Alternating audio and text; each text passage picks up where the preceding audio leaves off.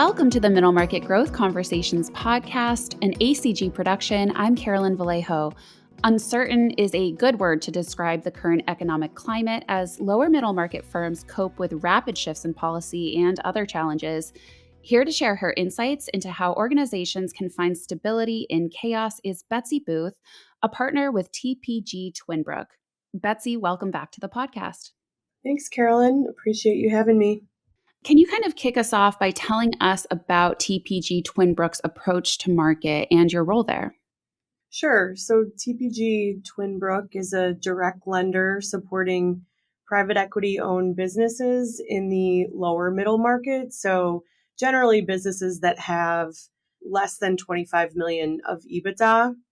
As an originator, I cover specific private equity sponsors across the country as they review opportunities to acquire businesses across a wide range of industries and work with them to provide a financing structure to support the initial investment along with their growth strategy. Now, you were last on the Conversations podcast way back in the fall of 2023, which really isn't that long ago, but it certainly feels like it.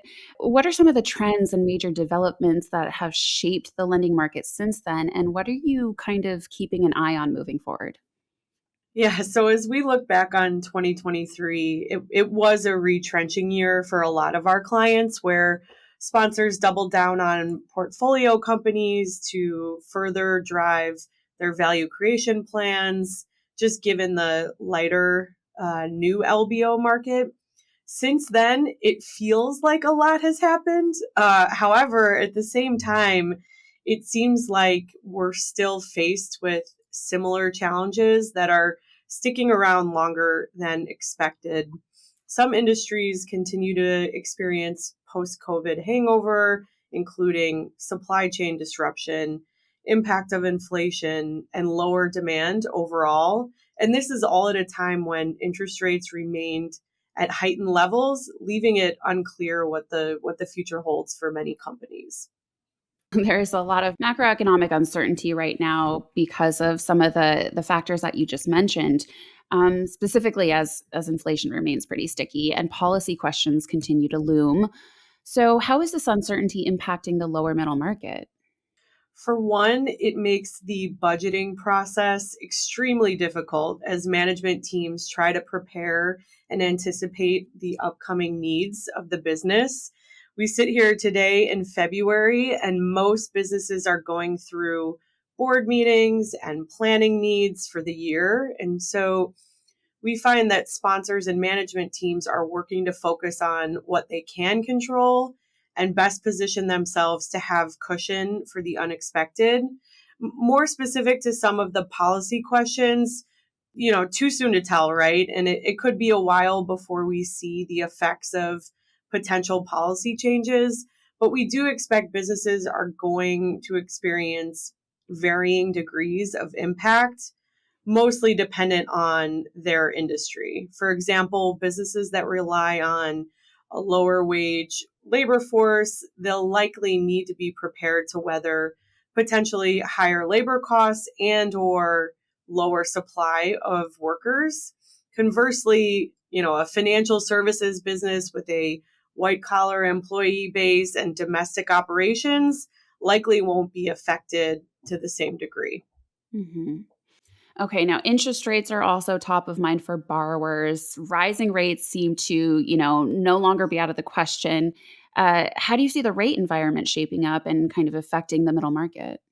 This goes back to my comment around budgeting and priorities for the near term. With potentially higher for longer interest rates, cash flow is top of mind for management teams who will be faced with decisions around whether to reinvest in the business in the form of whether it's CapEx projects or an ERP implementation.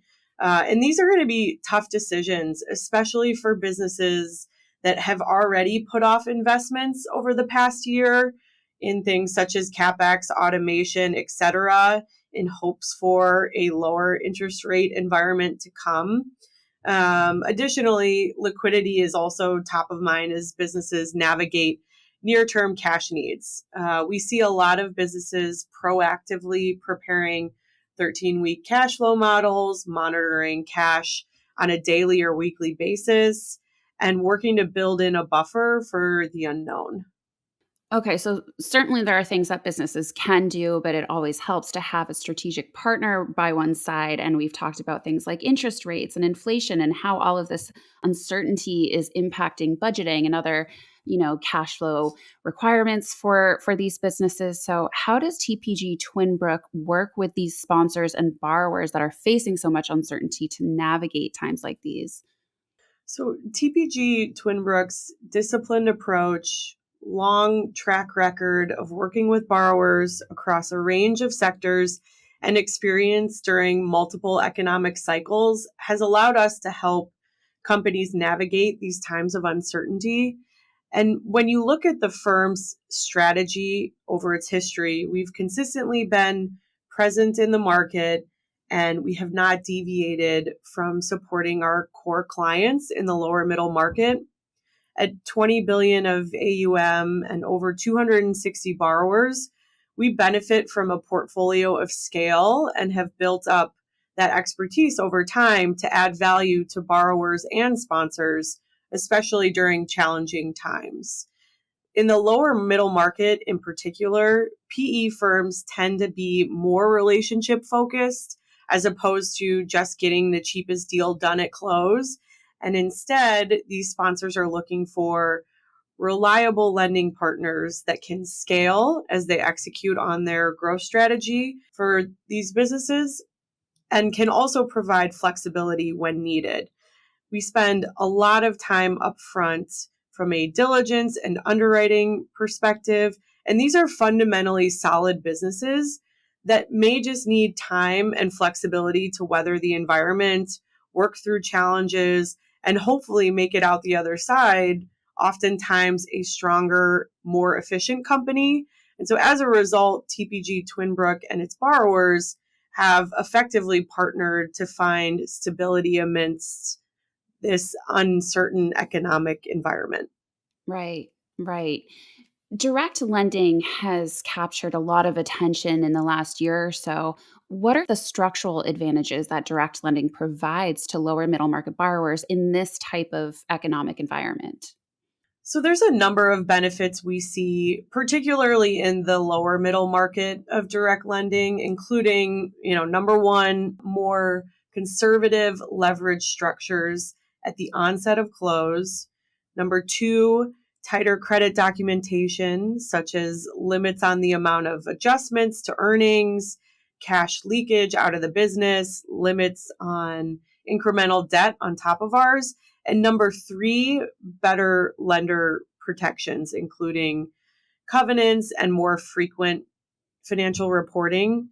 In general, the lower middle market enjoys more touch points with management teams and sponsors. And these touch points afford the sponsor, the borrower, and us as the lender adequate time to construct a solution ahead of material performance deterioration or a liquidity pinch. It seems that every business and every industry is kind of facing the pressures of a lot of the uncertainty and the headwinds that we've been talking about today. But there have to be some industries that are quite resilient in a time like this. So are there any sectors that you're seeing perform particularly well in this climate? One that we've seen is the broader environmental services space. It's held up relatively well. For example, a residential recycling and hauling operations business. Now, it might not seem like the most exciting industry, but it's one that we've tracked for quite a while and consistently experiences stable demand given they're providing a critical service, benefits from recurring revenue streams, and a highly diverse customer base. If you think about your local waste hauler, you're likely on auto pay. And as long as they're picking up your trash, it's not a service that you're thinking about switching. Good point. You're right. I wouldn't really have thought of that industry, but some of those factors that you mentioned seem like they would be exciting for investors in particular. What are some of the qualities that companies have that you've seen that effectively navigate such market environments? What type of qualities do these companies typically possess? Yeah, so typically we're looking for businesses in mature industries that demonstrate stable, non cyclical demand qualities. We tend to avoid lumpy or heavy project reliant business models that can fluctuate meaningfully either quarter over quarter, year over year, etc. Additionally, businesses that have prioritized diversity, whether it be by customer base, supplier base, product category, these types of diversity oftentimes don't experience large swings. And then businesses that can effectively differentiate themselves typically generate higher margins and have more room to weather fluctuations in market conditions. Finally, it comes down to being thoughtful around structuring considerations when performance is stable, which allows for that cushion when economic cycles change. We run a series of modeling exercises to sensitize both top line and margins to show support for the proposed financing structure and an ability to navigate these times of uncertainty. Knowledge is power. And of course, it's so important for investors, sponsors, lower middle market companies to understand what's going on. And a lot of the information that you've provided today is quite insightful for these listeners. But it's really important for our listeners to also be able to know what to do with that information. So if this kind of environment persists, what are some of the steps that companies can take to really move forward and to drive growth despite all of this uncertainty? So if the business has stabilized performance, but the broader macro picture is leaving their industry and their customer base stalled, for lack of a better word, it really comes back to the people, the management team, and the organizational structure. We've seen businesses who reassess their sales team function, how they're compensated, what their new customer pipeline looks like, and ways the management team can support their salespeople to drive top line revenue from both expanded wallet share with existing customers and attracting new customers onto the platform. So that's on the revenue side. On the cost and margin improvement side, businesses that have the ability to reinvest in things like automation or CapEx have seen the benefit from an efficiency, capacity, and labor perspective. The last piece I'll add is oftentimes competitors are feeling the same pain. And if you're operating from a position of stability with the backing of a private equity firm, M&A can be another great way to grow through a soft economic cycle. And this is where sponsors can add a lot of value by surrounding their teams with resources, operating partners, best practices across their portfolio companies to help their management teams feel supported during these times of uncertainty. Excellent. So these businesses don't have to just kind of sit around and wait for market conditions to improve. There's a lot of actionable things that they can do to drive value. Excellent. Betsy, thank you again so much for joining the podcast. Thanks for having me.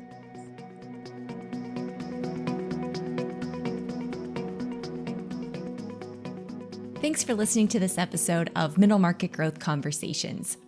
If you haven't yet, please subscribe to the podcast in Apple Podcasts or on Spotify to make sure you never miss an episode. And if you liked what you heard today, please give us a rating and write a review. It really does go a long way in helping other listeners find out about us. This podcast is produced by the Association for Corporate Growth, the largest membership association for middle market M&A and corporate growth professionals. We host networking events across the world, we publish magazines and special reports, and much, much more. Learn more about the benefits of membership at acg.org and consider joining us as a member. Last thing, if there is a topic you want to hear us talk about on this podcast, a guest you think would be great, or even if you just have some general feedback you want to share, we would love to hear about it. Please send us a note to editor@acg.org. Thanks again for listening.